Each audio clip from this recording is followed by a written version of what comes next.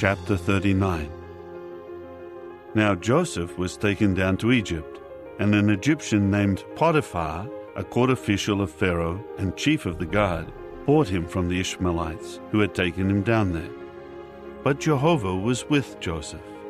As a result, he became successful and was put over the house of his master, the Egyptian.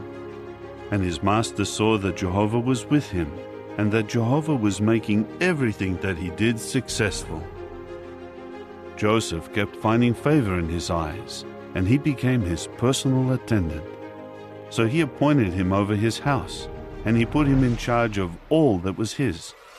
From the time he appointed him over his house and in charge of all that was his, Jehovah kept blessing the house of the Egyptian because of Joseph, and Jehovah's blessing came to be on all that he had, in the house and in the field.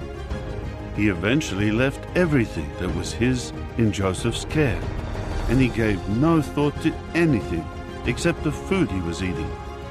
Moreover, Joseph grew to be well-built and handsome. Now after these things, the wife of his master began to cast her eyes on Joseph and say, "Lie down with me." But he refused and said to his master's wife, "Here, my master does not know what is with me in the house, and he has entrusted everything he has into my care. There is no one greater in this house than I am, and he has not withheld from me anything at all except you, because you are his wife. So how could I commit this great badness and actually sin against God?" So day after day she spoke to Joseph, but he never consented to lie with her or to remain with her. But on one of the days when he went into the house to do his work, none of the household servants were in the house.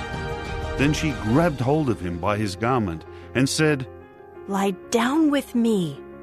But he left his garment in her hand and fled outside.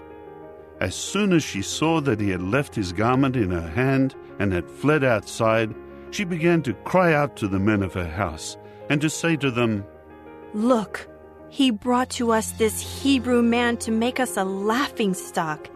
He came to me to lie down with me, but I began to cry out at the top of my voice. Then, as soon as he heard me raising my voice and screaming, he left his garment beside me and fled outside." After that, she laid his garment beside her until his master came to his house. Then she told him the same thing, saying, "The Hebrew servant whom you brought to us came to me to make me a laughingstock. But as soon as I raised my voice and began to scream, he left his garment beside me and fled outside." As soon as his master heard the words his wife spoke to him, saying, "These are the things your servant did to me," his anger blazed. So Joseph's master took him and gave him over to the prison, the place where the prisoners of the king were kept under arrest, and he remained there in the prison. But Jehovah continued with Joseph and kept showing loyal love to him and granting him favor in the eyes of the chief officer of the prison. So the chief officer of the prison put Joseph in charge of all the prisoners in the prison, and everything that they were doing there, he was the one having it done.